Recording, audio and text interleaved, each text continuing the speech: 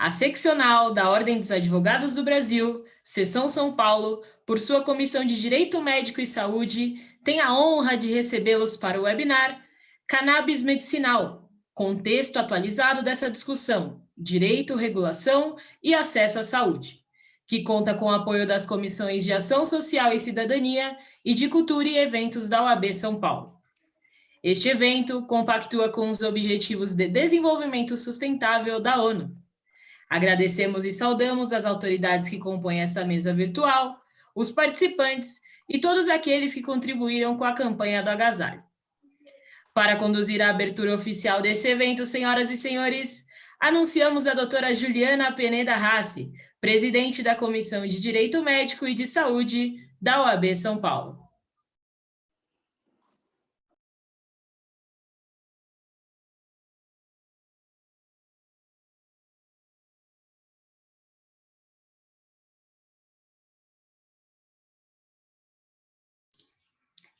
Doutora, seu microfone. Boa noite. Desculpe.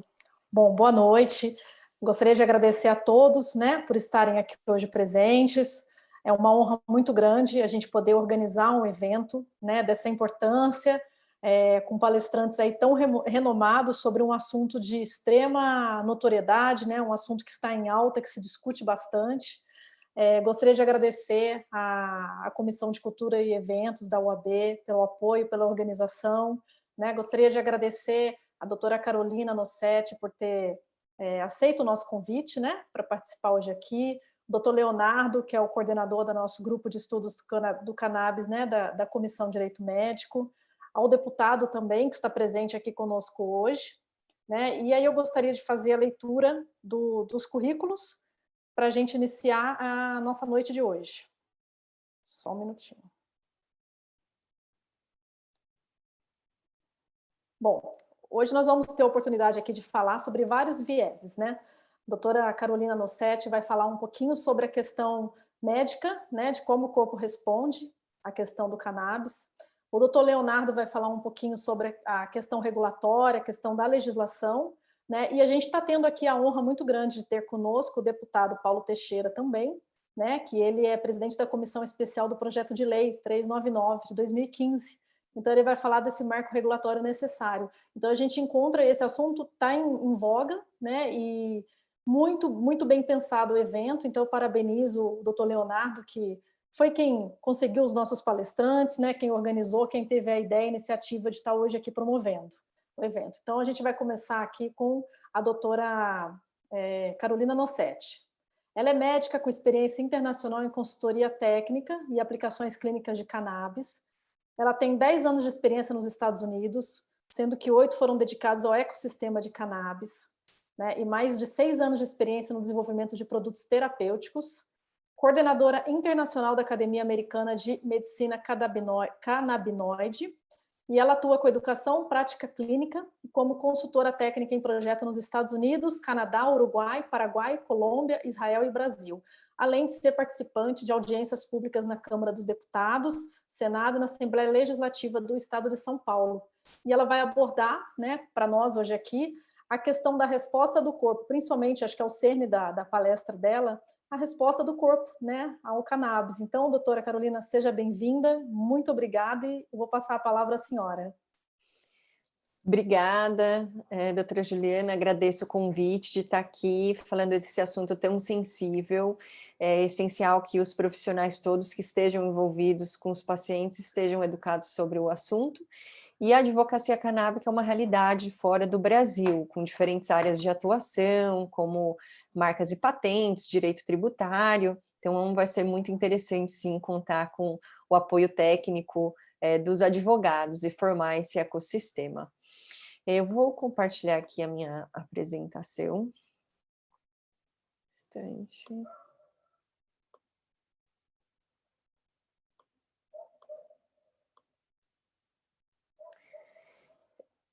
Vocês conseguem ver a imagem?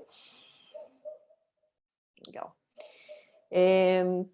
Então, sim, a maior parte da apresentação vai ser sobre a parte médica, mas vou falar um pouquinho também do impacto econômico, no impacto na sociedade. Meu nome é Carolina Nossetti, eu sou médica e essa é a minha área de dedicação. Eu lidero 2 entidades, uma de educação, que é a Intercan, e a outra é a minha clínica, Interdoc, e sou coordenadora internacional da Academia Americana de Medicina Canabinoide. Tenho associação com algumas entidades que estão descritas aí. Mas a minha relação com o desenvolvimento de produto se iniciou com açaí, com cultivo, com desenvolvimento de produto e comunicação de nutracêutico. Nutracêuticos são alimentos com potencial terapêutico. Me mudei para os Estados Unidos depois que eu me formei, foi quando comecei a estudar meu Revalida. Chegou uma hora que eu estava estudando 14, 15 horas, bem intenso de estudo, e comecei a ter uma insônia e não conseguia comer direito, estava sem apetite. Eu fui prescrita um medicamento controlado, funcionou muito bem, mas a minha preocupação era a dependência química, e foi aí que um médico mencionou sobre cannabis medicinal, e que me levou a buscar isso na internet, e o primeiro artigo que eu encontrei foi um artigo que mostrava que o THC, que é um dos principais componentes da planta, tem o potencial de apoptose celular, que é um tipo de suicídio celular. Dentre todos os tipos de morte celular, esse é o mais conveniente para o corpo, mais seguro. E daí que eu comecei a trabalhar com cannabis, inicialmente desenvolvendo produtos e fazendo comunicação médica. Essa aqui é uma das marcas que eu ajudei a fundar. A gente fazia a parte de comunicação diretamente para o médico, não existia esse tipo de comunicação nos Estados Unidos, visitação médica é um outro ponto que não tinha lá, e foi bem interessante.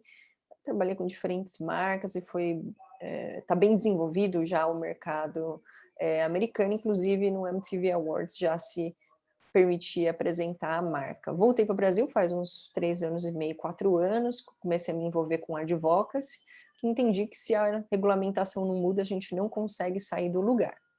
Eu não vou me estender na história, mas queria lembrar a todos que o professor Lisaldo Carlini, um cientista brasileiro da Unifesp, infelizmente perdemos ele há alguns meses, ele foi um dos grandes pesquisadores desse assunto no mundo. Inclusive publicou o primeiro estudo clínico mundial com o uso de terapia canabinoide. Um pouquinho de background: a proibição aconteceu em 1937, os médicos, por meio da Associação Médica Americana, eles foram contra, e foi retirado da farmacopeia. Lembrando que foi um burocrata americano que iniciou o processo de demonização dessa planta e toda a proibição, mas o Brasil, por meio da lei do Pito do Pango, no Rio de Janeiro, foi o primeiro a realmente proibir a cannabis.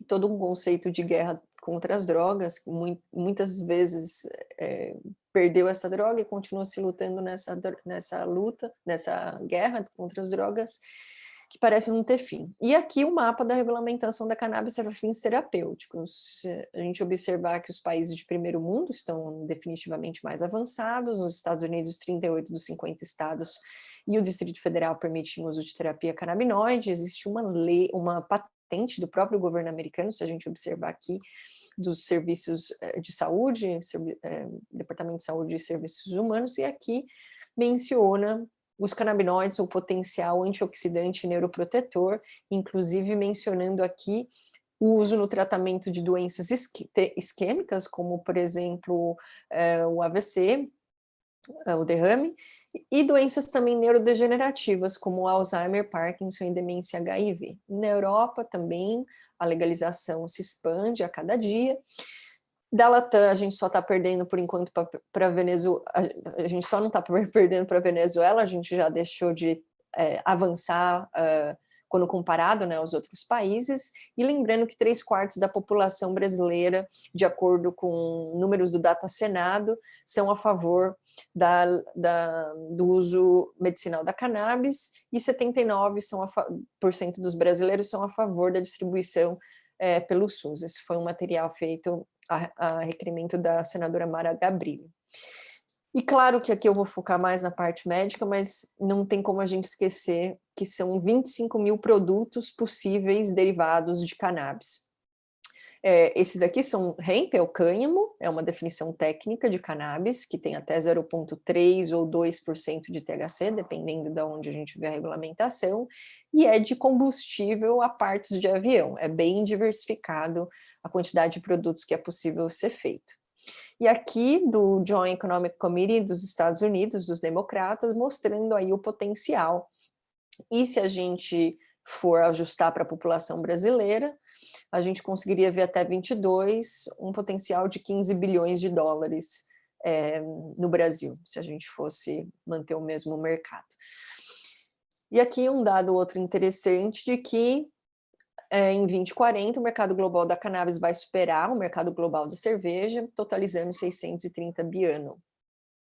E a China, que é o país que mais exporta cannabis, está liderando, mas tem outros aí que também estão crescendo em termos de receita ano. Há alguns desafios aqui com relação à cannabis, um deles é que as pessoas não têm remédios disponíveis que sejam eficazes em todos os casos, existe um desconhecimento sobre o potencial terapêutico da cannabis e uma dificuldade de adquirir, de acessar a cannabis. E a solução para esse ecossistema seria informação, facilitação do acesso e produtos de qualidade. Em outros países do mundo, a gente pode ver que tem regulamentação, tem manual para os médicos usarem. Aqui, Austrália, Canadá, países de primeiro mundo já estão muito avançados nesse tema. E agora a gente pode ter ainda mais segurança sobre isso. Hoje a gente pode ver a descrição do sistema endocannabinoide no Hengendale, que é um livro de medicina muito famoso. Os estudantes de medicina no mundo todo costumam usar esse livro e a gente já tem aqui um sistema endocannabinoide. E não só a gente vê entidades ou livros importantes sendo lançados, mas entidades importantes como o ADA, tirando a proibição dos canabinoides. Então, CBD não é mais proibido pelo ADA. E a gente vê isso sendo discutido na mídia com certa frequência agora. Isso é uma reportagem recente do All Sport, mencionando aqui que a primeira Olimpíada, depois do CBD deixar de ser considerado como doping, vai ser em Tóquio. Então, uma longa e muito rica publicação, com muitas informações e dados interessantes. Agora, voltando um pouquinho para o sistema em si. Lembrando que o sistema endocannabinoide é um sistema que leva à modulação, que é o equilíbrio do corpo, é a homeostase, é o nome que a gente usa. E que antecede, inclusive, os seres humanos e a planta. Então, a hidra, por exemplo, é um ser muito simples e já tinha sistema endocannabinoide há 600 milhões de anos atrás. Então, a planta cannabis surgiu muitos milhões de anos depois e os seres humanos depois.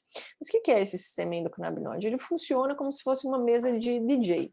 Então, uma analogia que eu acho interessante é a gente pensar que o nosso corpo é uma banda. Então, tem a bateria, que é o sistema neurológico, tem o violino, que é o sistema imunológico, e a gente tem um maestro dessa banda, e o maestro dessa banda é o sistema endocannabinoide, ele que fala mais coração, menos sistema neurológico, e dessa forma leva ao equilíbrio do corpo. Como as doenças são desequilíbrio do corpo, a gente ter um sistema que reequilibra o corpo é algo muito impactante. Lembrando que a gente tem esse sistema que é um sistema chave-fechadura, e as fechaduras, que são os receptores, estão no corpo inteiro. As chaves a gente produz, plantas produzem, e tem na natureza de algumas outras formas, mas basicamente a gente produz moléculas muito parecidas às principais moléculas da planta, que são o CBD e o THC, e dependendo de onde essa molécula se conecta, a gente tem uma ação diferente. Então, tanto no cérebro quanto em outras partes do nosso corpo, principalmente células do sistema imune, a gente tem esses receptores. E por que funciona tão bem a cannabis? Porque olha a quantidade de receptores que a gente tem no nosso corpo. Cada um desses receptores, eles podem levar a uma ação diferente. Então, pode agir no corpo inteiro.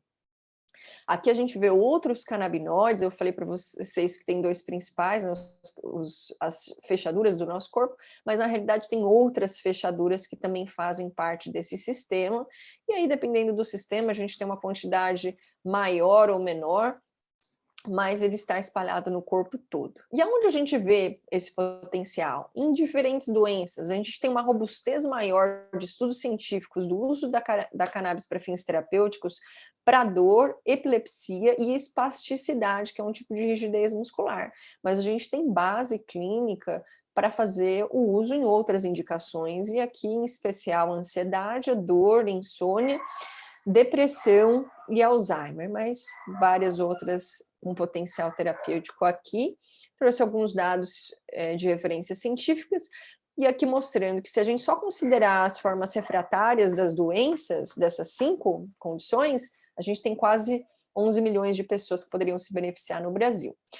E já temos base, por exemplo, da própria Revista Brasileira de Psiquiatria, mostrando o canabidiol como uma terapia ansiolítica, diferentes estudos mostrando isso, e esse estudo mostrando que a cannabis não é uma porta de entrada, e sim uma porta de saída.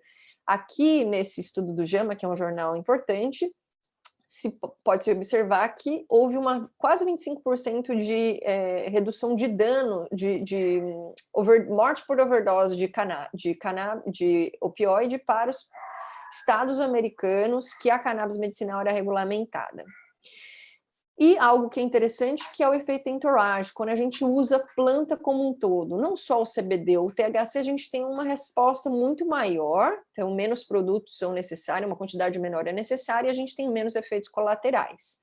E aí, dependendo como a gente mistura esses componentes, a gente tem efeitos muito diferenciados. Por exemplo, aqui a anorexia, e aqui estimula o apetite. Um pode suprimir ou pode estimular, dependendo da planta. E se a gente observar esse diagrama, dependendo das cepas, a gente tem respostas muito específicas, por exemplo, o uso na asma, né, como broncodilatador, porque tem outros componentes menores na cannabis que fazem a diferença. E aqui mostrando que existe uma forma muito específica dos canabinoides funcionarem, depois de certa quantidade não funciona igual. Então, mostrando aqui no gráfico que produtos full spectrum da planta toda, eles têm uma resposta melhor do que produtos isolados. Por isso que os produtos da planta toda são mais seguros. No Brasil tem formas específicas de acesso, eu vou deixar para o Dr. Leonardo mencionar isso. Hoje, cerca de 1.500 médicos em 2021 e cerca de 18 mil pacientes até hoje. Algumas reflexões aqui para concluir.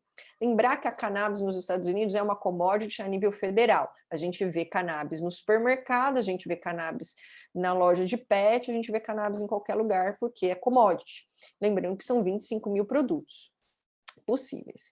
Esse estudo eu trouxe aqui para reflexão, porque esse estudo mostra como que é feito, qual que é o potencial de resposta quando a gente está substituindo agentes farmacêuticos para dor, ansiedade e sono por cannabis. E aqui eu não vou entrar em detalhes, mas o potencial de redução do uso dos outros medicamentos é muito grande. Tá? É muito impactante o potencial. Por quê? Porque se a gente for considerar só os pacientes de dor crônica no Brasil, são 77 milhões de brasileiros que poderiam usar a cannabis hoje. E lembrando que somos o país que mais vende Rivotril do mundo, ganhamos essa. É um potencial enorme, porque essas pessoas ficam dependentes químicas, essas pessoas ficam com efeitos colaterais muito graves, e a gente tem que considerar também qual que é a força contra esse movimento. Quem que se beneficia em não receber, em não passar a lei da cannabis, que vai ser hoje discutida? Essas empresas todas se beneficiam, e também a Prati, que recebeu 184 milhões de reais de verba pública, sendo 4 do BNDES a fundo perdido. E considerando que o Dorflex aqui é o que tem mais a perder, mais do que a Prati, está trazendo anualmente quase 500 milhões de reais. Então, a minha sugestão é que a gente trate desse tópico sem preconceito, somos todos cientistas aqui não têm direito de ter preconceito com as coisas, com os assuntos específicos, a gente não pode ter isso.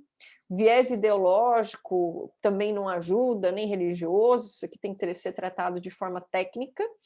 É uma medicina milenar, 5 mil anos de história, morreram 0 pessoas de uso de cannabis na sua forma in natura ou formas de extrato não isolados. Então, é uma segurança que a gente não pode negar. E visar sempre ter empatia com a dor do outro e visar a qualidade de vida e a segurança quando comparado com outros produtos. Queria agradecer, no final a gente vai ter um espaço para as perguntas, mas obrigada, doutora Juliana. Ô, doutora Carolina, parabéns, eu que agradeço. Como foi rica a sua apresentação, né? Quanta evidência científica, e o tema ainda é polêmico, né? A gente encontra uma resistência, um viés assim, muito ideológico, a gente sabe que existe isso, e quando a gente tem esse olhar científico, né, a gente olha a questão técnica puramente, como abre a nossa cabeça, como mudam e alinham esses conceitos, né? E até o ano passado a gente, dentro da comissão, fez até uma reunião, e aí eu convidei o doutor Leonardo para falar sobre isso dentro da comissão. E foi interessante como que abriu a cabeça das pessoas, né? Como as pessoas ficaram encantadas com o tema. A gente não tem o menor preconceito, eu acho que é um tema extremamente rico, importante, é um tema atual e é a realidade nossa. E como muito bem colocado pela senhora, zero mortes, né? Zero riscos, o risco baixo, o máximo que pode acontecer, talvez não responder ou não ser adequado naquele momento, naquela circunstância, mas a gente for comparar com outros medicamentos, com medicamentos muito mais nocivos, com muito mais efeitos colaterais, foi mostrado hoje, está muito bem evidenciado, né? A questão de melhoria e a questão de um bom resultado, que acredito que é o que a gente busca dentro da medicina hoje, é evoluir com relação ao melhor tratamento, a melhor técnica, né? E o médico, ele vai ter essa aptidão de indicar, né? O médico é quem tem autonomia, a gente discute muito isso dentro da comissão também, da autonomia do médico. Então, ele tem autonomia, ele tem autoridade para indicar o melhor tratamento. Então, muito obrigada, viu? E aí, como colocado aqui pela doutora Carolina, quem quiser enviar perguntas para a gente pelo Q&A aqui, até tem uma pergunta aqui que no final a gente coloca, que é do professor Benedito Macedo. A gente, no final, depois dos 3 palestrantes, a gente abre um pouquinho para as perguntas, tá? E aí agora eu vou convidar o doutor Leonardo Navarro para falar para nós, né, a questão da regulação atual, do acesso aos tratamentos, como que isso está desenhado hoje na legislação e até no judiciário. Então, o doutor Leonardo, ele é advogado, ele é membro da nossa Comissão Especial de Direito Médico e da Saúde, ele é coordenador do grupo de estudos sobre cannabis medicinal da comissão, né, especialista em direito médico, com formação pelo Instituto Paulista de Direito Médico e da Saúde. Ele faz diversas palestras aí pelo país, simpósios, cursos sobre esse tema, né? Ele foi indicado para participar das discussões do projeto de lei 399, para a audiência pública do projeto de lei 1180 perante a Assembleia Legislativa de São Paulo, Estado de São Paulo, e é consultor jurídico de associações de pacientes que necessitam desses produtos, né, e de empresas do setor, atuando também na defesa dos pacientes para acesso aos tratamentos com produtos da cannabis. Então, o doutor Leonardo aí é a pessoa muito indicada e que atua bastante nesse tema. Então, fica contigo a palavra, Léo. E obrigada por ter aceitado, parabéns aí por nos ajudar aí a organizar esse evento, tá bom? A palavra é sua. Juliana, boa noite. Eu que agradeço a possibilidade de organizar e de trazer a doutora Carolina e ter convidado também o deputado Paulo para participar desse webinar. Primeiro, eu queria destacar a importância da presença do deputado nesse webinar, porque estamos a uma semana da votação do PL 399. Então, isso é muito importante para que o tema chegue de uma forma segura e que as pessoas passem a ter conhecimento. Por outro lado, também gostaria de me solidarizar aí com o Dr. Paulo, porque na última sessão que ele presidiu da comissão especial, ele foi agredido por outro parlamentar, simplesmente porque conduzia da forma regimental a sessão para discutir o PL 399. Então, quando um deputado, independente de qualquer tipo de viés político, ideológico ou o partido que ele defenda, é agredido, a democracia é agredida. Todo mundo que vota nesse momento é agredido diretamente. Então, deixo aqui a minha solidariedade e apoio ao deputado Paulo com relação ao direcionamento que ele vem dando à comissão especial do PL 399. Bem, feito isso, vou enfrentar diretamente o tema que foi designado. O tema com relação à cannabis, ele passou a ser muito envolvente nos últimos anos, principalmente porque ele coloca em discussão uma dicotomia saúde e preconceito. e a cannabis aí passou, então, a assumir importante papel nas discussões médicas, nas discussões sociais e hoje, principalmente, como a doutora Carolina destacou, nas discussões econômicas. Podemos afirmar com quase absoluta certeza que, na história, nunca se discutiu tanto sobre cannabis para fins medicinais e terapêuticos como estamos discutindo hoje. Citando aqui no Brasil, a gente pode dizer que o poder legislativo, em diferentes esferas, estão diretamente envolvidos e discutindo legislação ou alguma forma de se inserir cannabis. Então, legislativo federal, os estaduais e muitos municípios passaram a discutir diretamente nas suas assembleias, nas suas câmaras. A Anvisa vem impulsionando muito a discussão. Muita gente espera muito da Anvisa, mas ela tem uma competência restrita, então nós temos que respeitar e parabenizar pelo que ela fez até hoje. O Ministério da Agricultura, Pecuária e Abastecimento tem discussão sobre cannabis. Nós temos universidades, médicos e profissionais de saúde, psicólogos, agrônomos, bioquímicos, farmacêuticos, empresas multinacionais, sim, pacientes e associação, e as associações. Todos vêm discutindo de uma forma muito ampla e abrangente a cannabis para fins medicinais. Com relação às associações e aos pacientes, é muito importante destacar a participação deles no tema. Por quê? Porque eles são a ponta mais fraca, é o elo mais fraco de toda essa relação, mas quem realmente precisa do tratamento, quem tem dor. Da mesma forma que nós tratamos na Comissão de Direito Médico da Saúde, né, doutora Juliana?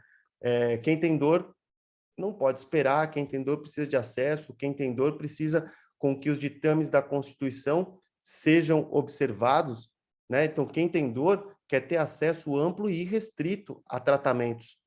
Então, aqui no Brasil, os primeiros casos efetivos com relação a tratamento e que ganhou repercussão das mães que foram buscar tratamento para aquelas crianças com epilepsia refratária, tá? Efetivamente, hoje, a cannabis ela é algo importante em diversos tratamentos de diversas enfermidades graves, né? A gente tem um paradoxo interessante que na antiguidade, lógico, se iniciou o consumo da erva in natura, e ali já se observava benefício para dor, náuseas, infecções fúngicas, sofrimentos psicológicos, ansiedade e alguns tipos de tumores. Isso há muito tempo atrás.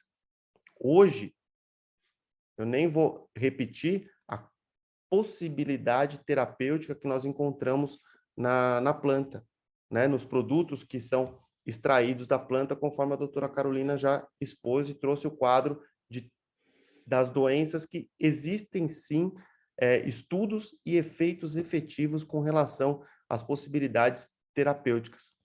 Então, o país hoje que não impulsiona a discussão impede acesso a tratamento e afronta diretamente o direito à saúde. Então, a gente tem que deixar realmente de lado aí todo o viés ideológico, religioso e moral para trás e deixar também afastar todo tipo de preconceito sobre o tema, tá? É assim que o tema precisa ser encarado, é assim que precisamos direcionar hoje toda essa discussão. É lógico que falar de cannabis, a primeira imagem que vem como referência em nossa mente está direcionada a drogas, alucinação, tráfico, quadrilhas. Isso nós precisamos deixar para trás. Nós precisamos hoje compreender a demanda apresentada pelos derivados da cannabis como busca inafastável de bem-estar e saúde. Aqui no Brasil estamos realmente aí engatinhando na matéria, mas diversos outros países já impulsionaram, citando países, inclusive, que possuem ampla legislação contra drogas, por exemplo, a Tailândia. Então, por mais que se tenha uma legislação restritiva na Tailândia com relação a drogas, nós temos lá uma legislação específica com relação aos produtos que podem ser extraídos da planta, tá? Então, a gente precisa entender isso, impulsionar a discussão e deixar muito claro o que nós estamos procurando aqui no Brasil. Então, efetivamente, a amplitude e as aplicações nós já destacamos, e é este contexto social que merece acolhimento. Como a doutora Carolina falou, estima-se que no Brasil hoje 40 milhões de pessoas podem se beneficiar utilizando os derivados da cannabis para fins terapêuticos. As mães, as associações e as ONGs estão aí reunidas e discutindo abertamente o tema e possibilitando, de alguma forma, acesso aos pacientes. Informação com conteúdo hoje é a nossa maior arma para quebrar os preconceitos. Lógico que existem discussões envolvendo o consumo da erva in natura, o cultivo individual, caseiro, para que se possa ter o plantio e a produção do próprio medicamento, do próprio produto em casa. Isso é muito polêmico, mas existe essa possibilidade é efetiva, o judiciário brasileiro já se manifestou por diversas vezes. Agora, o que está sendo muito complicado e que afeta diretamente em termos de vigilância sanitária no Brasil? Enquanto não tivermos uma legislação efetiva que amplie o acesso, nós temos hoje um mercado aberto na internet.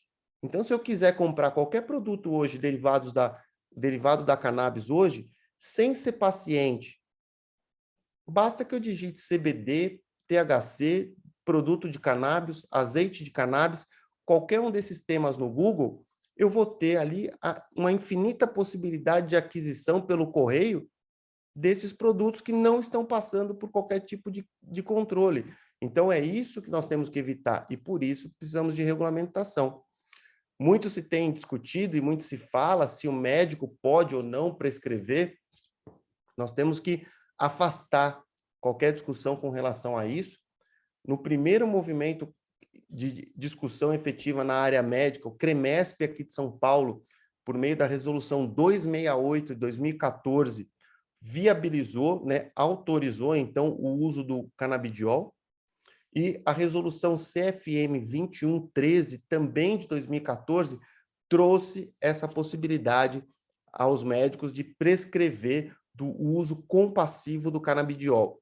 E agora, as RDCs da Anvisa viabilizam e autorizam o médico a prescrever o produto. Então, vamos afastar. Existem outras discussões na seara médica, mas com relação à possibilidade ou não da prescrição, essa discussão tem que estar superada. O médico hoje realmente precisa ter segurança para prescrever, e a segurança existe, sob o ponto de vista legal, CFM, CREMESP, especialmente aqui para os médicos de São Paulo, e Anvisa. Contexto regulatório. O que eu gostaria de citar para vocês com relação ao contexto regulatório? Primeiro de tudo, a cannabis, ela é efetivamente reconhecida como uma planta medicinal. Em 2015, a Anvisa já reconhece as propriedades terapêuticas da planta. Em 2017, pela RDC 156 e depois por todas as atualizações, ela inclui a cannabis na farmacopeia brasileira, em 8 de maio de 2017, e está vigente até hoje. Teve diversas alterações e a cannabis continua, então, na farmacopeia. O que é importante é destacar que a cannabis fez parte da primeira edição da farmacopeia brasileira, só que depois, publicada em 1929. Então, ela já era considerada uma planta medicinal, as suas propriedades terapêuticas já eram conhecidas, e na farmacopeia publicada em 1929, ela já estava lá. Só que, em 1938, a erva foi proibida no Brasil e foi removida da lista. Quando a gente fala da farmacopeia, a gente sempre vai se deparar com um nome chamado Denominação Comum Brasileira, que é a denominação dos fármacos ou princípios farmacologicamente ativos aprovados pela Anvisa. Então, ali nós temos, então, a inclusão da cannabis medicinal. A norma vigente hoje é a RDC 469, de 23 de fevereiro de 21, que aprova, então, a lista das denominações comuns brasileiras, a DCB, da farmacopeia brasileira, que a cannabis está lá. A Anvisa, em 2019, se envolveu num grande debate com a sociedade, porque ela estava, assim, a todo momento sendo procurada por esta demanda. A sociedade demandava, as empresas demandavam, e a Anvisa, então, consolidou duas consultas públicas, 654 e 655. Essas duas consultas públicas, uma era com relação ao plantio em solo brasileiro e a produção para fins de medicamentos, e a outra, 655, com relação a registros de produtos que poderiam ser importados ou viabilizados diretamente aqui à venda no Brasil. Essas duas consultas trouxeram aí a primeira grande discussão, que estaríamos diante de produto ou medicamento, e aí a Anvisa definiu, então, que o produto, que a melhor terminologia seria produto de cannabis e não medicamento, porque a regra para registro de medicamento prevê a realização de pesquisas clínicas que sejam capazes de comprovar a eficácia e segurança desses produtos. E no atual estágio dos produtos de cannabis, a melhor forma seria realmente trazer essa nova terminologia, e passou então a se chamar produto de cannabis. E aí, tudo que veio depois disso foi tendente a viabilizar a prescrição e a possibilidade de se ter produtos no Brasil. RDC 325 de 19 trouxe, então, ali algumas alterações com relação a substâncias entorpecentes e psicotrópicas. A 327 hoje é a grande resolução que dispõe sobre cannabis.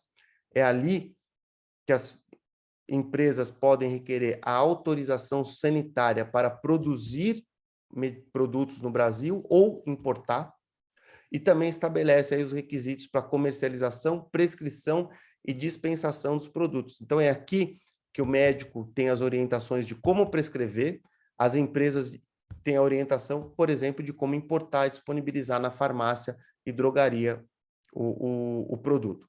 E a RDC 335 é que viabiliza que o médico também prescreva produtos de cannabis importados, tá? Então, é muito importante isso.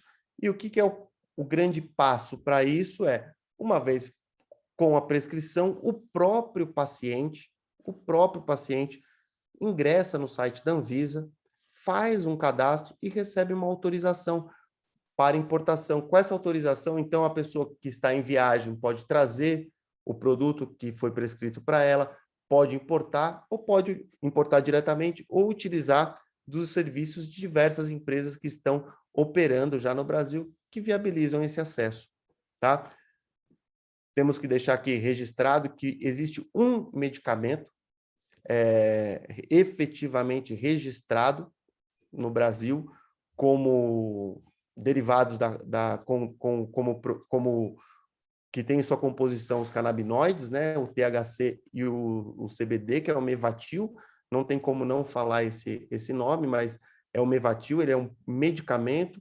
No exterior, ele possui o nome já de Sativex, e ele foi registrado como medicamento no Brasil em 2017, tá? Hoje, nós temos outros 3 produtos de cannabis, aí já registrados com base na RDC 327, tem o canabidiol 200 miligramas, em composto de 300 ml, e temos mais 2 outras soluções oral, que é o produto, 2 tipos de composição envolvendo CBD e THC, que precisam, então, ser prescritos por receituário especial tipo B, tá? Então, com base na legislação sanitária e nas disposições sanitárias, é esta a regulamentação que nós temos. Lógico, a discussão hoje, ela ferve no judiciário, porque muitos pacientes judicializam inevitavelmente, seja contra o SUS ou contra os planos de saúde. Então, é crescente essa judicialização, primeiro porque o SUS, como não tem produto disponível, não tem registro, a Conitec não aprovou, automaticamente ela nega, o SUS nega o fornecimento, então o paciente judicializa, e o plano de saúde da mesma forma. Então, essas duas formas de judicialização estão presentes, sim, elas são presentes no nosso dia a dia da advocacia. Existe, sim, a judicialização com relação ao plantio caseiro, que é o HC, né? As pessoas querem, muitas pessoas que têm conhecimento, plantam, sim, a erva e fazem a extração do produto, do óleo, e dão para os seus filhos, e tem resultados fantásticos. Então, o judiciário vem preservando, sim, essa possibilidade pelo HC, porque nós estamos diante aí de uma planta proibida ainda, do ponto de vista penal. Então, é importante destacar que o acesso se dá, então, dessas três formas: o plantio caseiro, a prescrição médica e a aquisição direta dos produtos em farmácia ou importando, e realmente a judicialização contra o Sistema Único de Saúde e contra os planos de saúde.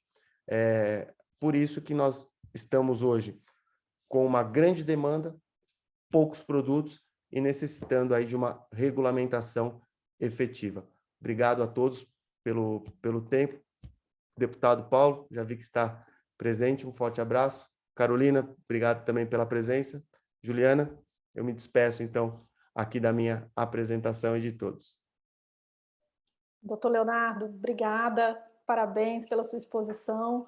É engraçado como que isso reverbera na judicialização, né? Que a gente discute tanto a questão da judicialização na saúde, e é uma judicialização crescente também, né? Até pela falta de regulamentação do tema, né? Então, tudo aquilo que a gente não tem definido no direito, a gente acaba tendo um excesso de judicialização e até um ativismo dentro da judicialização, que acredito que é o que a gente combate, né? Não a judicialização, mas o ativismo dentro dela.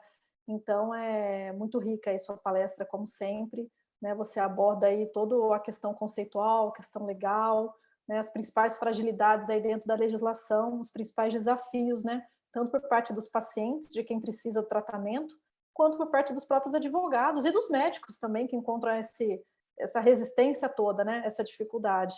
Então, sem dúvida, a gente precisa evoluir, né? Para ficar adequado com a realidade. A gente evolui na realidade, mas a legislação fica atrasada. E eu gostaria de parabenizá-lo, né? E também agradecer aqui a presença do deputado Paulo Teixeira, né? Que agora está aqui conosco. Muito obrigada por ter aceitado o nosso convite, né? Parabenizo pelo seu trabalho de evolução aí nesse tema, né? Fundamental. E acredito que o senhor aqui, como os outros dois palestrantes, está muito esperado, todos querem ouvi-lo também, né? A falar um pouquinho sobre o tema, sobre a questão do projeto de lei. Então, como eu anunciei aqui no início do evento, o deputado, ele é eleito por São Paulo e ele é presidente da comissão especial do projeto de lei, né, 399 de 2015, e é um marco regulatório necessário, né, para todos nós. Então, gostaria de passar direto a palavra ao deputado, sem maiores delongas, e para ele falar um pouco para a gente, né, sobre a sua vivência aí, como que está esse projeto de lei, né, abordar esse tema aí para nós, tá bom? Seja muito bem-vindo, fique à vontade. Obrigado, doutora Juliana, e quero aqui agradecer a oportunidade de estar aqui na reunião da Ordem dos Advogados do Brasil. Quero também da seção de São Paulo, né, que é a seção que eu sou filiado como advogado. Quero parabenizá-la pela realização desse evento, muito importante. É uma fronteira tanto da medicina quanto do direito. Quero parabenizar o Dr. Leonardo Navarro, que fez uma exposição muito rica sobre o assunto, um profundo entendedor e conhecedor desse assunto. E também cumprimentar a doutora Carolina Nossetti, que é uma das médicas que mais conhecem esta matéria. E já aprendi muito com ela fez várias palestras para comissões do Congresso Nacional e nos ajudou a entender essa matéria, né? Pois é, nós estamos tratando de medicamentos, remédios, né? E são remédios com evidência científica no mundo inteiro, muito úteis para tratamento de doenças aonde a medicina e a farmacologia têm tido muita dificuldade. Doenças que os remédios não são tão, digamos assim, eficazes e que a ciência ainda está desenvolvendo e a farmacologia estão desenvolvendo tanto medicamento como tratamento para essas doenças, né? É o caso, por exemplo, das epilepsias refratárias, as chamadas epilepsias refratárias, porque não conseguem ser tratadas com nenhum medicamento. E essas epilepsias, elas atingem normalmente crianças que têm 30 convulsões, eu vi relatos de 100 convulsões. E vocês imaginam o quão tais convulsões prejudicam o cérebro dessas crianças, né? E que tratadas com cannabis têm conseguido controlar as convulsões, né? Isso é, crianças que passam a não ter mais convulsões. Também autismo. Todo mundo conhece situação de autismo, né? Tem vários graus de autismo. Eu não sou médico, a doutora Carolina pode dizer melhor, mas tem vários graus de autismo. Mas tem aquele autismo que as pessoas acabam se machucando, passam a ter uma vida muito agitada e que a família, às vezes, não sabe o que fazer e que os medicamentos também não dão conta da diminuição dessa ansiedade, desse processo em que a pessoa se automutila, enfim. Para os autismos também, a cannabis tem dado efeitos muito positivos. Tanto que, doutor Leonardo, quem reivindica mais o tratamento à base de cannabis são mães ou avós, cuidadoras ou cuidadores de crianças que têm esse tipo de enfermidade. Elas que buscam, através das suas associações, dos seus debates, trazer essa situação para o Brasil. Elas que estão pedindo, né? De diversas religiões. Eu já vi evangélicas. A doutora Carolina presenciou, creio eu, comigo, numa missa em São Miguel Paulista, em Ermelino Matarazzo, uma senhora evangélica contando o relato dela e a dificuldade dela vencer o seu próprio preconceito e entender que uma planta que até então era demonizada passou a ser válida para o tratamento da saúde do seu filho. Além disso, a fibromialgia, né? Dores crônicas, doutora Juliana, que às vezes requerem remédios pesados, opioides, ou remédios pesados, com efeitos colaterais muito duros para a saúde das pessoas, e que às vezes um tratamento com cannabis faz com que sejam substituídos 6 medicamentos. Foram os relatos que nós ouvimos. E a cannabis com efeitos colaterais diminutos, quase sem efeitos colaterais. Então, a substituição de medicamentos pesados por medicamentos dessa natureza é um ganho, e é um ganho na qualidade de vida desses pacientes. Glaucoma, pacientes que estão fazendo quimioterapia. Teve um relato, doutora Juliana, de um deputado Daniel Coelho, do Cidadania do Pernambuco. E ele disse que foi chamado à escola da filha e na escola da filha pediram para que ela desenhasse o pai e a mãe. E a filha desenhou o pai trabalhando e a mãe deitada numa cama, porque a mãe está com câncer. E que depois que ela passou a tomar medicamentos à base de cannabis, ela passou a ter uma vida mais saudável a partir desses medicamentos. Foi o relato do próprio deputado, né? Também pacientes que se utilizam dos antirretrovirais na quimioterapia, nos antirretrovirais, porque são pacientes que têm HIV, né? E também nós temos tido muitos relatos de pacientes com esclerose múltipla, inclusive esse medicamento, o Dr. Leonardo Navarro aqui mencionou, o Mevatil, na bula está lá a utilização para esclerose múltipla, né? Mas também muitos pacientes que estão se tratando de Parkinson, e aí eu vou trazer o relato de um outro deputado, o deputado Ricardo Izar, a doutora Carolina pôde assistir esse relato na última sessão da quinta-feira, em que o deputado disse: eu tenho Parkinson, me trato com medicamentos à base de cannabis, e isso dá uma qualidade de vida muito maior para quem tem Parkinson. E também Alzheimer. Muitas pessoas cujos parentes têm Alzheimer são pessoas que relatam sucessos e progressos no tratamento dessas doenças, né? Então, o que o projeto de lei 399 está tratando é da regulamentação do uso medicinal da cannabis no Brasil.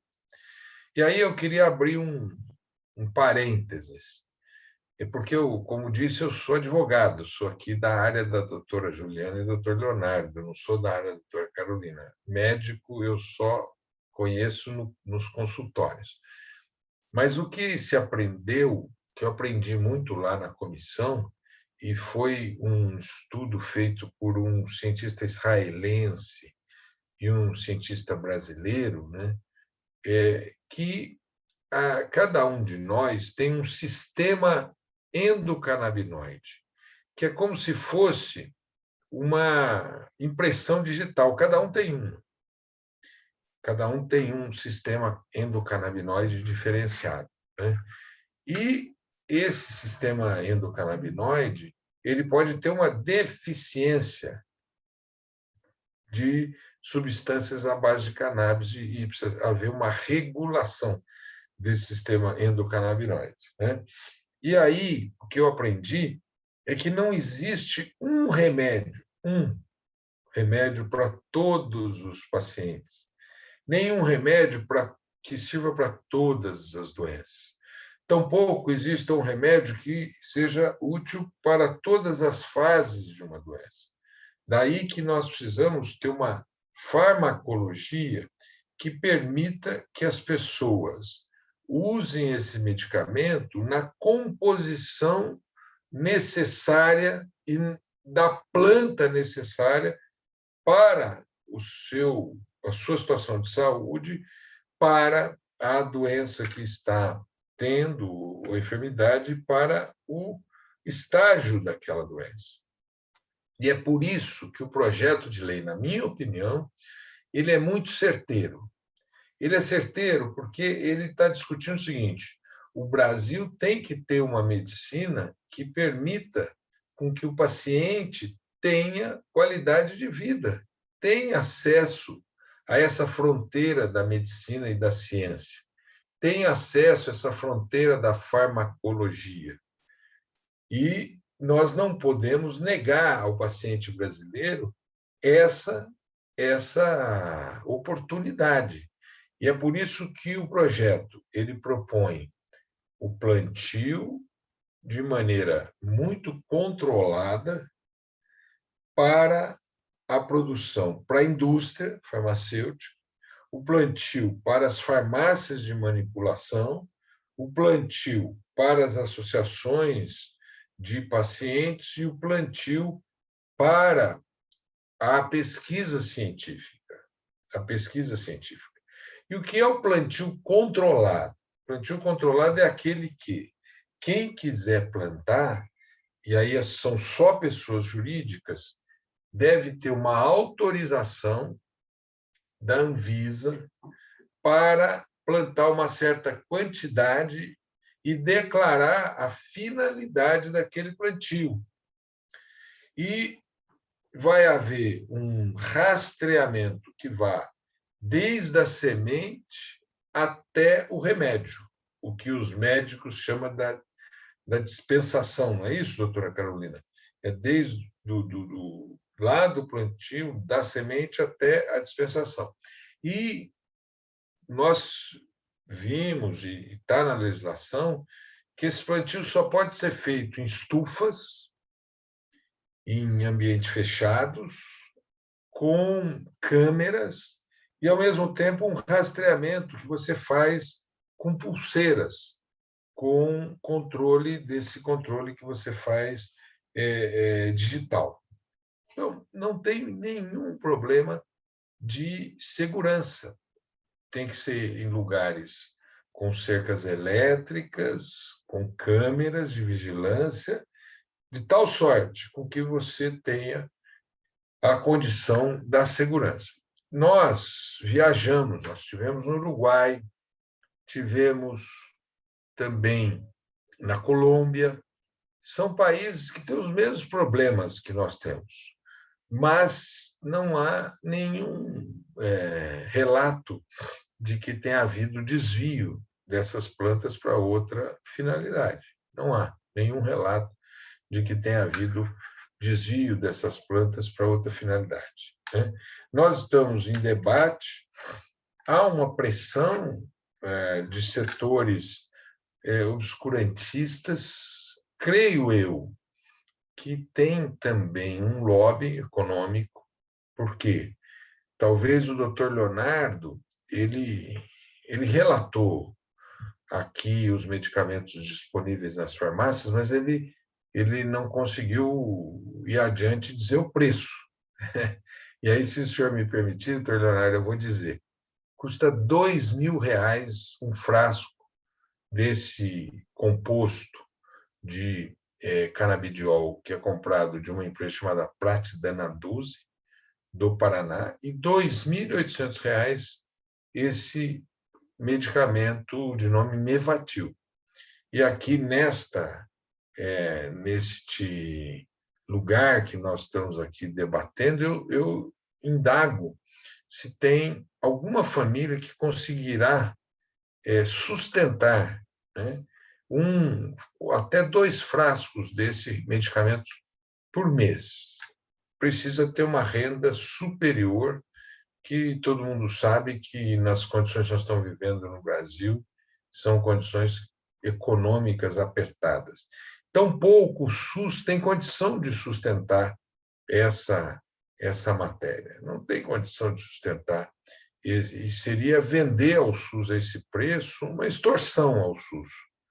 E é por isso que o PL 399 quer diminuir o preço, permitir o acesso e abrir a medicina e a farmacologia brasileiras para essa fronteira da ciência e que dá qualidade de vida aos nossos pacientes.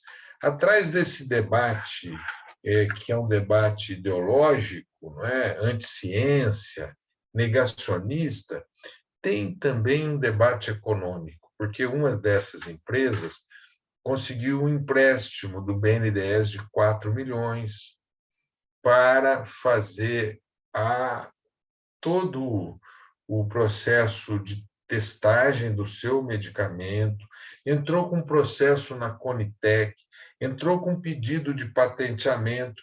Parece que essa empresa ela tem as portas abertas no governo e ela que mobiliza aqueles que agem contra o projeto. Então, não é um grupo contra o medicamento. O grupo é a favor desse único medicamento e nós não podemos legislar em torno de um monopólio, não é? Nós temos que legislar em torno da saúde pública. E é por essa razão que nós queremos que todas e todos tenham oportunidade de tratar. E aí eu quero dizer assim, muito comum as pessoas dizerem: eu sou favorável porque o meu irmão usa, porque o meu pai usa, porque o meu filho usa, porque o meu conhecido usa, a filha de não sei quem usa. Quer dizer, pela experiência, as pessoas já perderam qualquer resistência. E é por isso que eu peço, doutora Juliana, o apoio da Ordem dos Advogados do Brasil, da seção de São Paulo, que nacionalmente já foi aprovado. Já foi aprovado nacionalmente.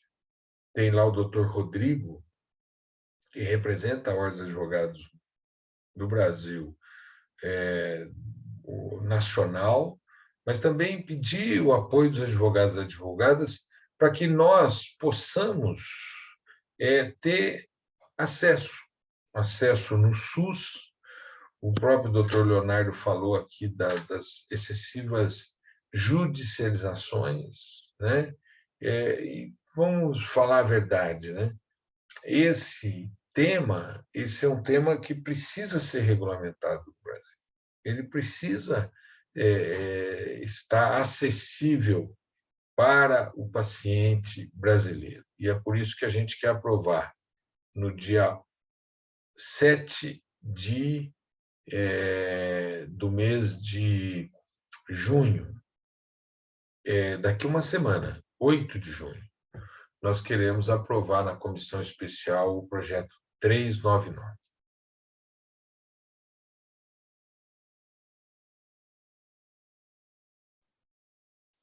Deputado Paulo, muito obrigada. É isso aí, acredito que caminhamos para isso, precisamos evoluir, né? E aqui hoje a gente tem a oportunidade de ter essa discussão, que já é um bom caminho, e passar essa informação para quem aí nos acompanha, né? Lembrando que muita gente perguntou, o evento fica gravado, né, no canal da OAB, no YouTube, então quem não pôde estar hoje aqui com a gente acompanhando vai conseguir assistir depois. E, sem dúvida, temos que evoluir, sim. Né? Eu agradeço demais, né, sua participação, sua contribuição. Parabenizo aí, novamente, cada um de vocês três, né, os nossos palestrantes. E eu gostaria agora de repassar algumas perguntas aqui do nosso Q&A para os senhores, tá? Eu vou começar pelo Leonardo, doutor Leonardo. Né? Foi uma pergunta aqui do professor Benedito Macedo. Você é a favor da impetração do remédio, né, do habeas corpus preventivo para plantio caseiro de cannabis pelo paciente, que é uma questão que nos assola bastante, né? A gente discute bastante isso. Então, gostaria de te passar esse questionamento do Benedito. Léo, pode contribuir conosco aí, por favor. Vamos lá. Eu sou a favor de acesso à saúde. A Constituição Federal, em diversos artigos, prescreve, né? Tem normas impositivas com relação à obrigação do Estado de proporcionar saúde e acesso à saúde ao cidadão. Então, a partir do momento que nós temos a possibilidade de um tratamento, mas com a ausência de norma que viabilize que aquela pessoa tenha acesso ao tratamento, toda medida judicial eu entendo que é válida. E, com relação ao HC, o que nós temos ali que considerar? Nada mais é do que a configuração da qualidade de paciente daquela pessoa. E, lógico, comprovação que aquela pessoa tem a capacidade de tirar, de extrair exatamente o composto, o produto da cannabis, e se aquele produto está fazendo efeito.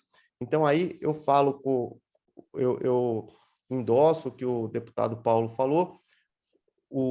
A maioria dessas medidas judiciais que nós formulamos foram efetivamente para mães, para avós, para tios que têm, por exemplo, crianças com epilepsia, com autismo, paralisia cerebral, sempre, então, direcionada para que o benefício recaia para essas crianças. E aí, por incrível que pareça, as pessoas tendem a não acreditar nisso ou não confiar nesse tipo de possibilidade, mas a gente está falando de, por exemplo, crianças com epilepsia refratária, nos casos que eu participei, acima de 30 crises diárias.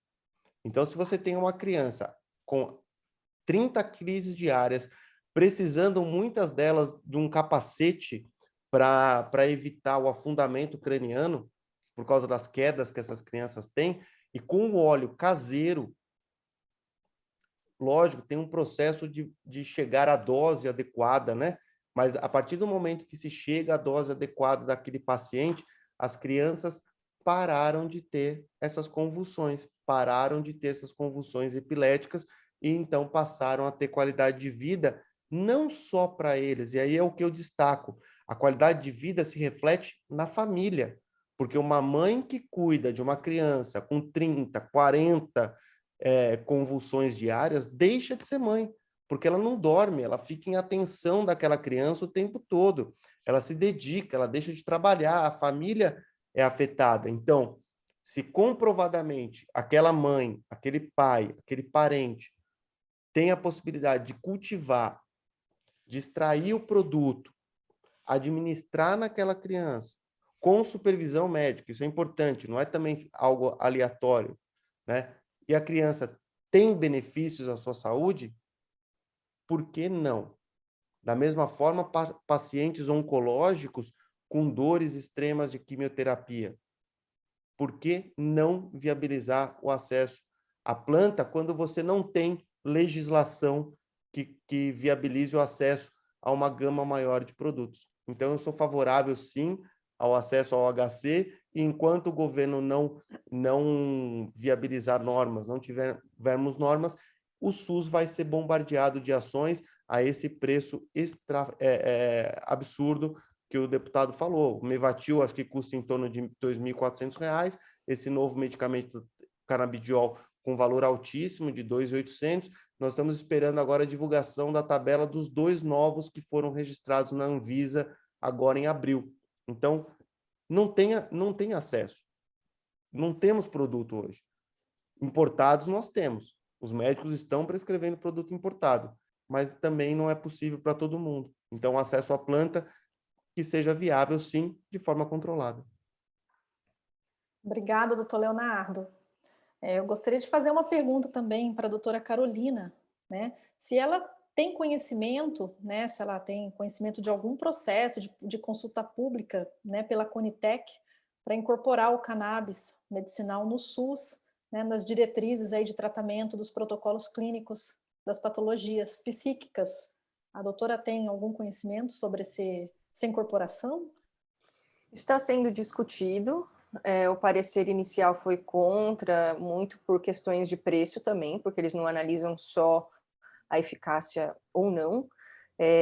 Mas fazer um gancho com relação a essa pergunta, que eu vi que foi um questionamento aqui do doutor... Do Benedito, né? Professor Benedito. Professor Benedito ou do doutor Antenor, agora eu já não... Antero, talvez. Antero, tá.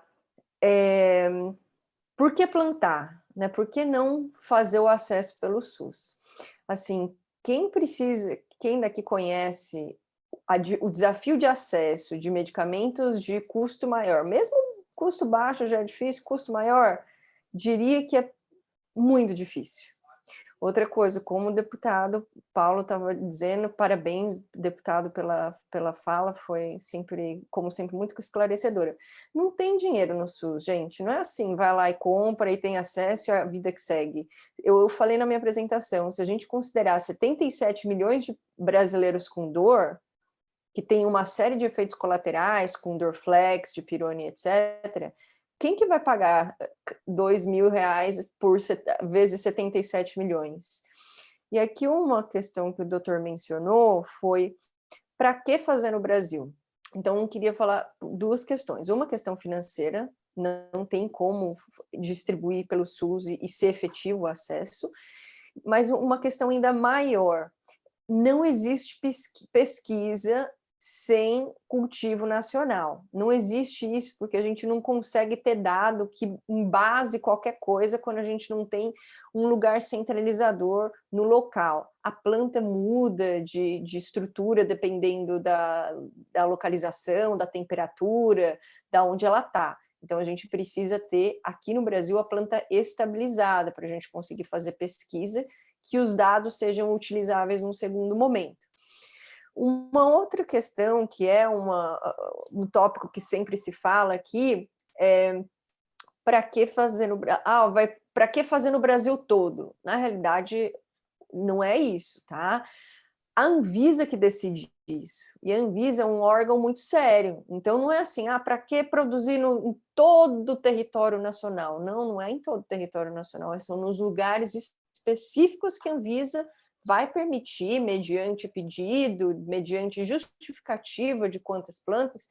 Então, só para deixar claro para o doutor, o PL não inclui, não está falando assim, cultivo em larga escala em qualquer lugar que a empresa quiser. Não, é cultivo desde que em lugares muito específicos, todos analisados e autorizados pela Anvisa. Então, não precisa ter essa preocupação que a gente vai ter cultivo espalhado, sem organização, em qualquer lugar. Então, queria só trazer essa informação. Sim, está sendo avaliado, ótimo que isso é uma opção, não é sustentável, porque nem o SUS tem dinheiro e nem essa empresa tem planta suficiente ou produto suficiente para fazer isso para 77 milhões de brasileiros. E complementando o que o deputado Paulo mencionou, além dos 4 milhões a fundo perdido, quer dizer, eles não precisam devolver, ainda tem 180 milhões que eles receberam do FINEP.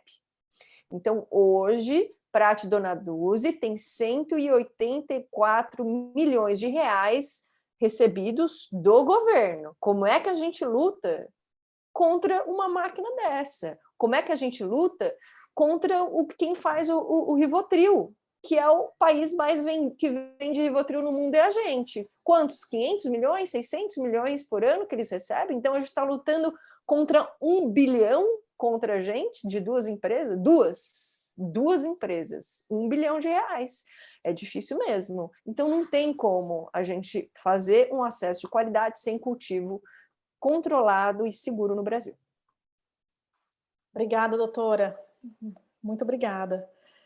E para o deputado Paulo, eu gostaria que ele falasse um pouquinho mais aí sobre as principais dificuldades que ele enfrentou, né, frente a essa comissão, frente a essa questão toda da discussão, abordasse um pouquinho também a questão das associações, se talvez elas não estivessem aí, se isso ele vê ao olhar dele que isso facilitaria aprovar um projeto de lei ou não, se esse seria um desafio aí, uma dificuldade, né, porque de acordo com o projeto de lei elas poderiam produzir, né, pelo texto. Queria saber um pouquinho, te ouvir, todos nós queremos te ouvir um pouquinho sobre isso. Pois é, nós queremos aprovar na terça-feira, doutor Juliano. E para aprovar nós precisamos de muita mobilização. Que os advogados de São Paulo, os advogados, seus familiares, todos que estão assistindo, possam mandar mensagem aos parlamentares da comissão pedindo a aprovação do PL 399. Nessa fase final, todo aquele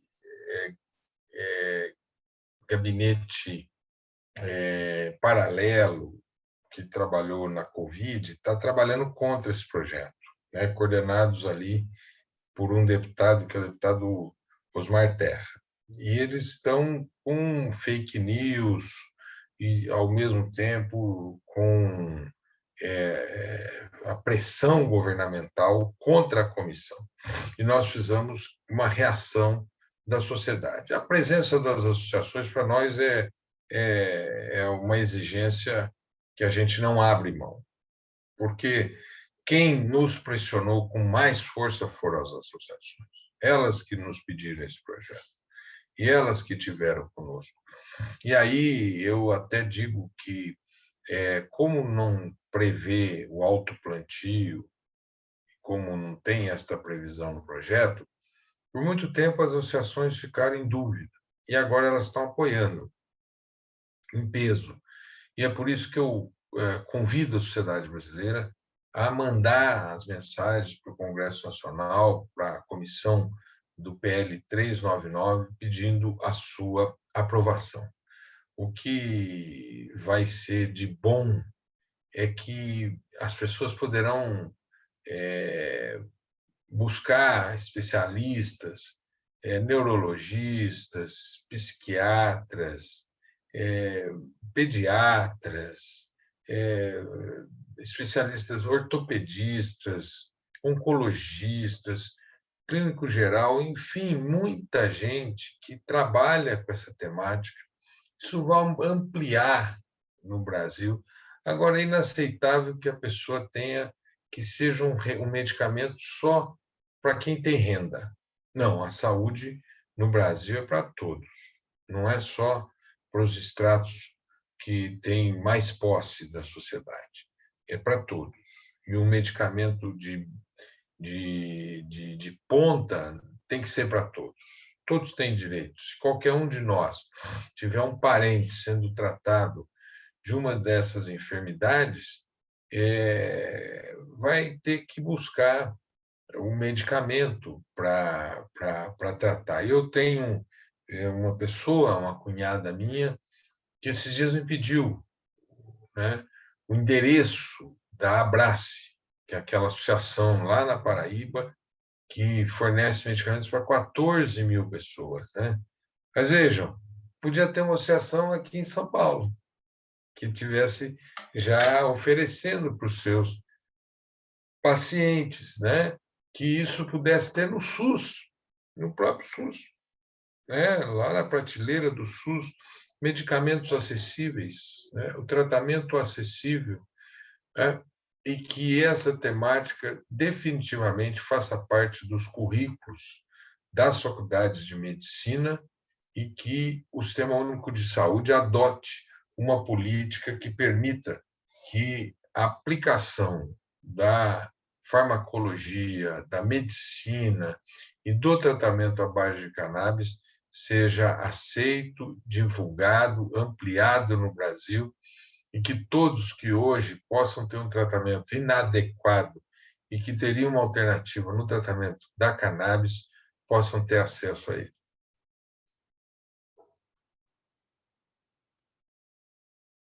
O teu microfone tá fechado, doutor Juliana. Opa, desculpa, verdade. Muito obrigada, né? Muito bem colocado, muito bem esclarecido, né? Acho que hoje a gente teve aqui um excelente debate aí, né? Um tema extremamente atual, relevante, e que a sociedade precisa participar também, como bem dito aí pelo deputado Paulo, né? O entendimento, né? A busca aí por parte de todos. Então temos que caminhar para que isso ocorra, né? Para que essa evolução aconteça.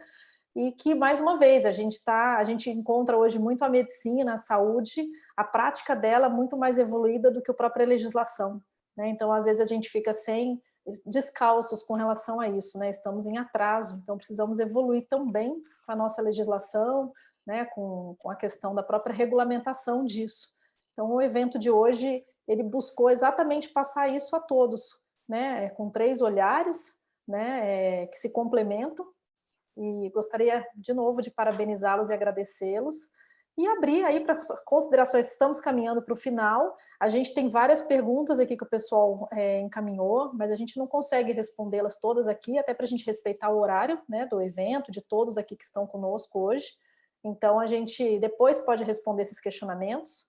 Eu pedi até para quem está nos assessorando aqui da OAB colocar o e-mail aqui no bate-papo para vocês encaminharem, tá? E aí a Comissão de Direito Médico, através do subgrupo de estudos de cannabis, vai ter o maior prazer em responder a vocês.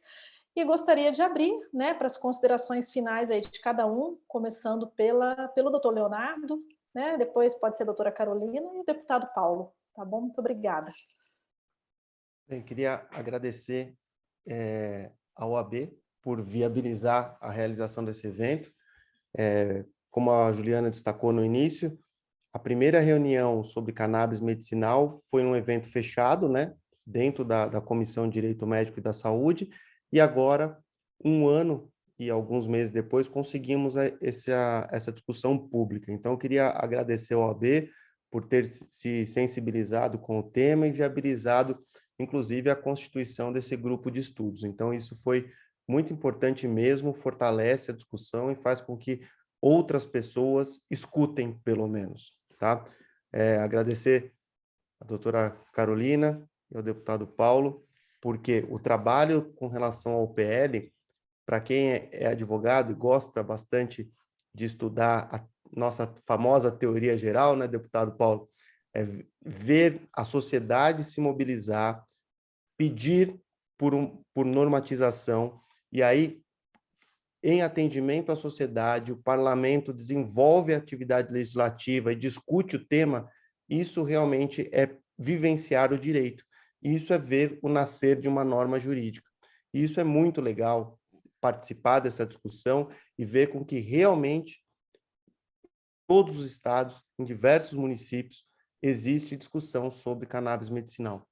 Então, agora, temos uma semana para pressionar os deputados de São Paulo e os demais deputados com relação à aprovação do PL.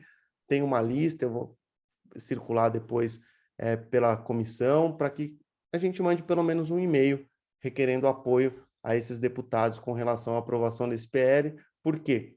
Quem tem dor não pode esperar. Existe um tratamento que é possível, que é viável e que pode, sim, ser acessível a pelo menos 40 milhões de planos de saúde. Se a gente for comparar a usuários dos produtos de cannabis, 40 milhões de doentes. Se a gente comparar com o sistema privado de saúde, nós temos 47 milhões de pessoas vinculadas a plano de saúde. Então, a gente está falando de um universo de pessoas, 40 milhões de pessoas que poderão ter acesso, é muita gente. Então, obrigado pela discussão, obrigado pela presença, doutor Paulo, obrigado pela presença, doutora Carolina. Juliana, obrigado pelo apoio aí que nos deu para a realização desse evento.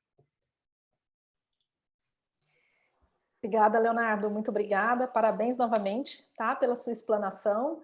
E, doutora Carolina, gostaria de fazer suas considerações finais também, e gostaria de agradecê-la novamente, tá, parabenizá-la também pela sua palestra.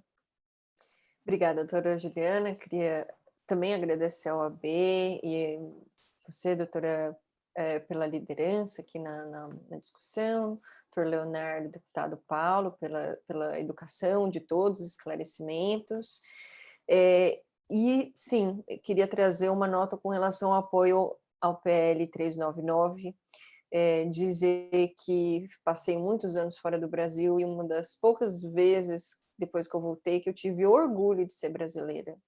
O trabalho, a liderança do Paulo, do deputado Paulo e do Luciano Dutti, que é um médico, me trouxeram o meu patriotismo de volta, e eu acredito hoje, não só na cannabis, mas eu acredito que a gente possa fazer mudança por ter visto esses dois trabalhando de uma forma que eu nunca achei. Eu tinha um preconceito de político enorme, até eu conhecer os dois. Não só pela liderança do deputado Paulo e do Luciano, mas pelo profissionalismo e pela busca do caminho do meio. Não foi nem o que um quis, nem o que o outro quis. Era o que era possível, era o que a maioria ia aceitar. E eu nunca tinha visto isso ser tratado com tanto profissionalismo. Então, queria agradecer e deixar uma mensagem de que todo mundo aqui pode ser um agente de mudança, não precisa ser médico para salvar a vida. Pegar as informações aqui, compartilhar com as pessoas próximas, pode salvar uma vida também.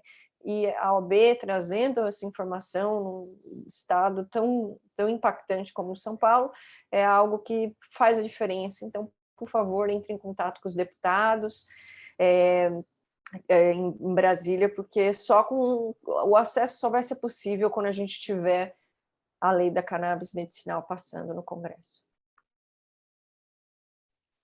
Muito obrigada, doutora. Muito obrigada, parabenizo novamente, né, pela sua exposição, e passo a palavra ao deputado Paulo para suas considerações finais também, agradecendo desde já pela participação e parabenizando pelo seu trabalho, né, frente a esse tema, frente a essa luta. Eu que agradeço as palavras gentis, e esse é um trabalho de um colegiado, a iniciativa do deputado Fábio Mitidieri, a relatoria do deputado Luciano Dutti. Ele pega todo o espectro político partidário, pessoas da esquerda, pessoas da direita, pessoas do centro, não se restringiu a um espectro partidário, não é um tema. Tem gente do DEM, tem gente do Novo, tem gente do PSD, do PP, tem gente do Cidadania, tem gente do PDT, do PSB, do PSOL, do PT, do PCdoB. Todo o espectro político apoia esse projeto, né? Eu quero pedir o apoio, se o Leonardo puder, divulgar o nome dos parlamentares para todos os filiados da Ordem dos Advogados do Brasil, e também, doutora Juliana, parabenizar a Ordem dos Advogados, por trabalhar temas de fronteira, né? Parece que vocês entraram aí, pegaram um espanador e tiraram aquela poeira e deram um oxigênio e estão oxigenando a nossa Ordem dos Advogados do Brasil. Parabéns à Ordem dos Advogados, e eu me sinto representado por vocês. Obrigado, doutora Carolina, pelas palavras gentis, mas são da sua generosidade. Eu espero estar sempre à altura daqueles que fazem pelo nosso país como vocês. Parabéns, doutor Juliano, parabéns, doutora Carolina, parabéns, doutor Leonardo, que mostrou um amplo conhecimento dessa matéria nessa palestra de hoje à noite. E obrigado a todas e todos que participaram. Parabéns a vocês, que vocês ajudem o povo brasileiro a ter saúde, a ter vida em plenitude. Muito obrigado. Obrigada, deputado. Obrigada pelas suas considerações finais. Uma delicadeza aí de sua parte, né? O carinho aí com a comissão.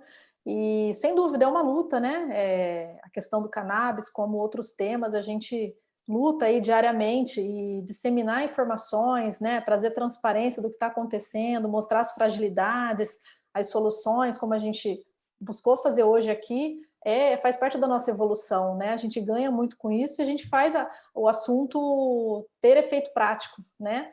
Então, gostaria novamente de agradecê-los, parabenizá-los, né? Pela disposição de cada um. Doutora Juliana, Oi? Pode se falar. você me permitir, a Érica Mesquita aqui no chat fez uma menção muito importante ao Padre Ticão. O Padre Ticão foi muito importante nessa luta, deu amplitude nacional. Então, presto a minha homenagem ao Padre Ticão, ao doutor Elisaldo Carlini, que durante essa trajetória nos deixaram, mas que fortaleceram essa luta no Brasil. Como ela disse, Padre Ticão presente, doutor Elisaldo Carlini presente. Bacana, bacana. Fizeram reverberar essa luta, né? Tudo aí que tem sido conquistado. Então, muito obrigada novamente, né? Agradeço ao apoio da Isabela e da Fabiana aqui, que está nos apoiando via OAB São Paulo, para que o evento acontecesse, a Comissão de Cultura e Eventos, né? Agradeço a diretoria da OAB, nas pessoas do Dr. Ricardo, do Dr. Caio, os demais diretores, né, que estão aqui, não estão nos acompanhando, infelizmente, mas fica aqui nosso agradecimento registrado, né, que sempre nos apoia, então sempre foram favoráveis a trazer esse tema para a comissão, né, e a OAB São Paulo vê esse tema de extrema valia, de extrema importância e quis abraçar, sim, essa discussão hoje, embora a gente saiba que em algumas organizações a gente encontra aí um certo preconceito. Então, aqui a gente é aberto para discutir o tema e evoluir, né, e sempre no aspecto técnico, né, sempre no aspecto das evidências.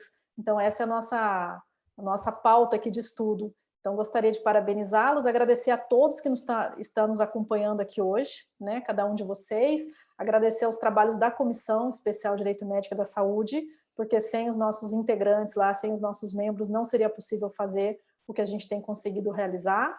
E dou por encerrado o evento, né? Estamos aí muito felizes e boa noite a todos. Muito obrigada, até nosso próximo evento. Boa noite a todos, obrigado pela participação. Boa noite.